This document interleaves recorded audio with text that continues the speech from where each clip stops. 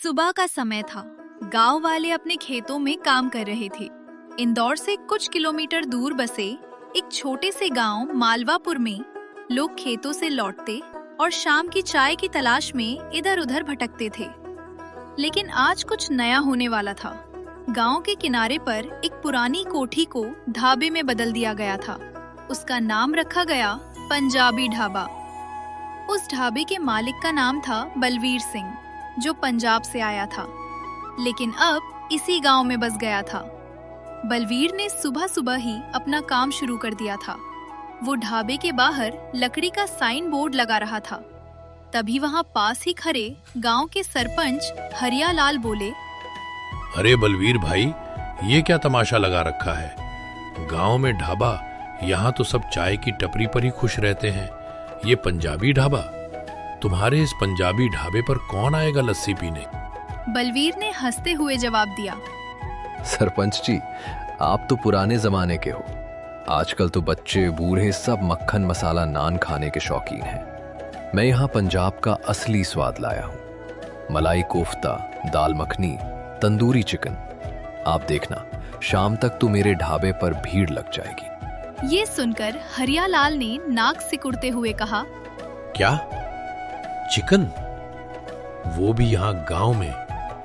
अगर हमारे पंडित जी ये सुन लेंगे तो हंगामा मचा देंगे।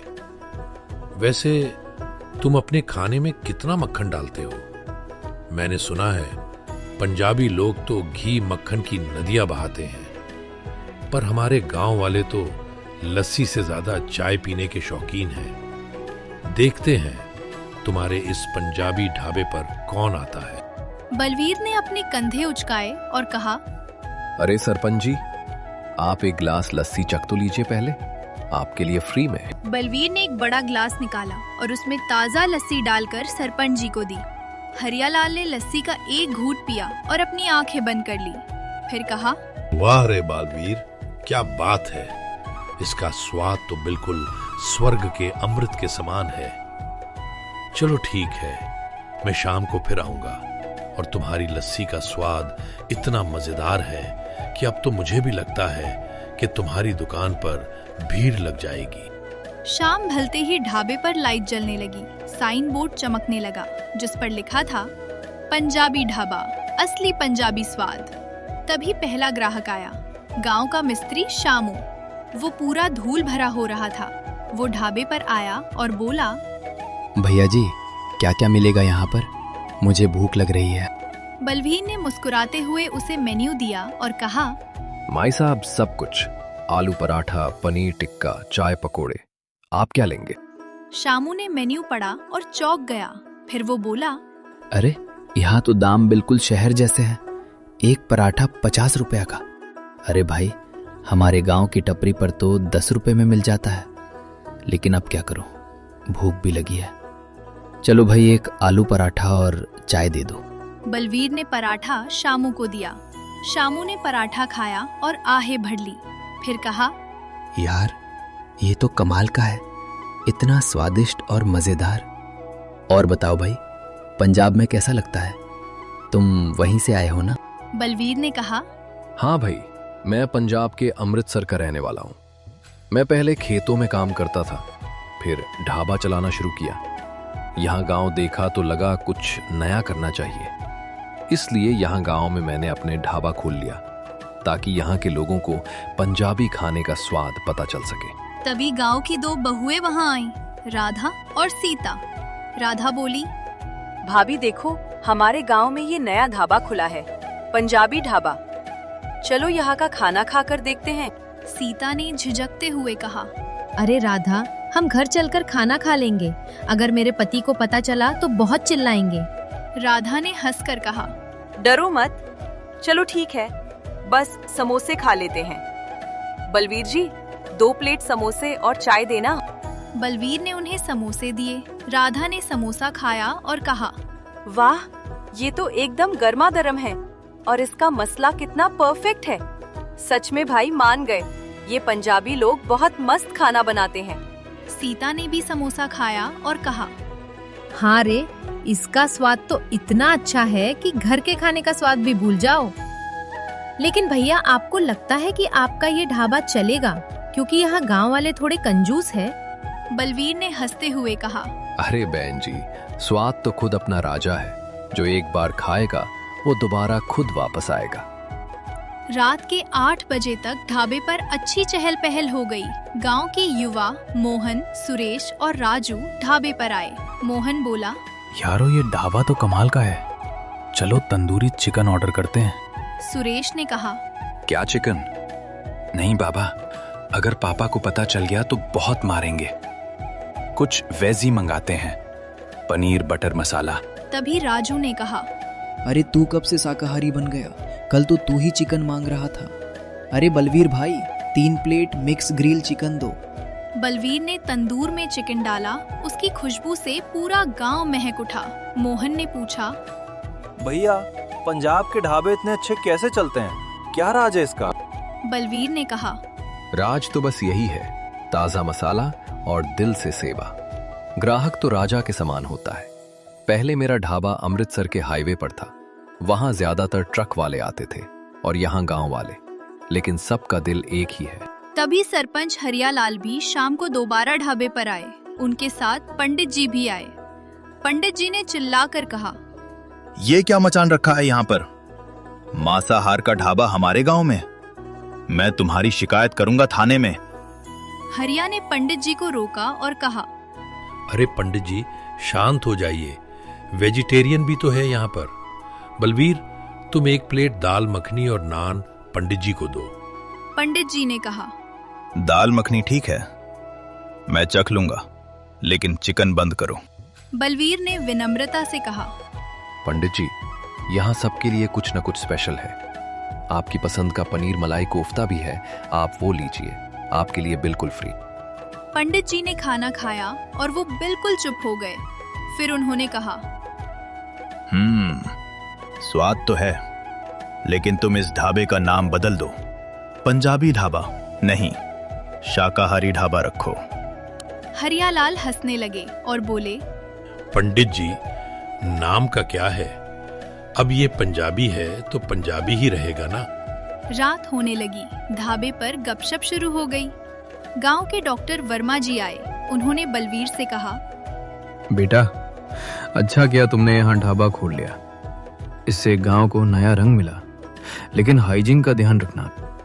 बलवीर ने सर झुकाया और कहा, जी डॉक्टर साहब, सब कुछ साफ सुथरा है यहाँ। पंजाबी ढाबे में गंदगी नहीं चलती। रात हुई, ढाबा बंद हो गया। अगले दिन सुबह ढाबा फिर खुला। सुबह गांव की एक विधवा काकी वहां आई और बोली, बेटा मुझे रोटी सब्जी दे दो, बूढ़ी हूँ, मुझे भूख लगी है। बलवीर ने मुस्कुराकर कहा, अम्मा जी, आप रोज आइएगा, मैं आपको फ्री में खाना खिला दूंगा। काकी ने बलवीर को आशीर्वाद दिया और कहा, भगवान तेरे ढाबे को खूब चमकाए। दोपहर में ट्रक ड्राइवर रामू काका ढाबे पर आए और बोले, भाई साहब, जल्दी से चिकन करी और नान दे दो, मुझे हाईवे पर जाना है, देरी हो रही है।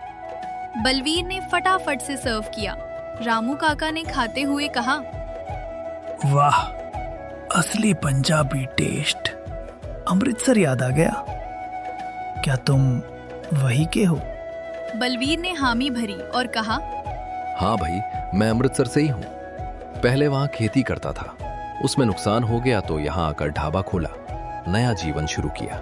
फिर रामू ने बलवीर को एक सलाह दी और कहा, गांव में ही रहना भाई, लेकिन हाईवे की तरफ एक बोर्ड लगाओ, सभी ट्रक वाले यहाँ आएंगे। शाम को ढाबे पर फिर से चहल पहल थी। इस बार गांव के स्कूल मास्टर जी भी ढाबे पर आए। उनके साथ स्कूल के बच्चे भी आए। मास्टर जी बोले, बलवीर, बच्चों को कुछ मीठा खिलाओ, आज इनकी परीक्षा खत्म हुई है। बलवीर ने सबको गुलाब जामुन सर्व किए। तभी एक बच्चा पप्पू बोला, अंकल, ये ढाबा सुपर है, मैं यहाँ रोज आऊंगा। मास्टर जी ने कहा, बेटा पढ़ाई भी करना। बलवीर, तुम्हारा ये ढाबा अच्छा है, अच्छा किया तुमने जो इस गांव में ढाबा खोला।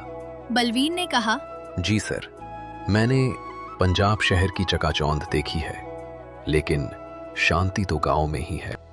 कुछ समय बाद बलवीर का ढाबा मशहूर हो गया, लेकिन साथ में मुसीबत भी आई। गांव का गुंडा रामू लाला वहां आया और बोला, बलवीर, अगर यहाँ रहना है तो हफ्ता देना होगा, नहीं तो मैं तेरा ढाबा जला दूंगा। बलवीर ने कहा, लाला जी, मेरी मेहनत की कमाई है, मैं हफ्ता नहीं दूंगा। लाला ने धमकी देते हुए कहा, देख ले पंजाबी, कल तक अगर 5,000 रुपए नहीं दिए तो अच्छा नहीं होगा। इतना कहकर रामू लाला वहां से चला गया। रात को बलवीर उदास बैठा था, तभी वहां सरपंच हरिया लाल आए। उन्होंने बलवीर से पूछा, क्या हुआ बेटा? बालवीर ने सारी बात सरपंच जी को बताई। सरपंच जी बोले, तू चिंता मत कर, गांव वाले तेरे साथ हैं। मैं कल ही पंचायत बुलाता हूँ और इस बात का कोई उपाय निकालता हूँ। अगली सुबह पंचायत बुलाई गई। सरपंच जी ने लाला से कहा, लाला, तू अपनी गुंडागर्दी बंद कर दे। बलवीर ने गांव को रोजगार दिया है, अपना नया जीवन शुरू किया है, सभी को पंजाब के स्वाद से रूबरू कराया है। फिर पंडित जी बोले, हाँ लाला, तू सुधर जा, भगवान से डर। लाला ने कुछ नहीं कहा।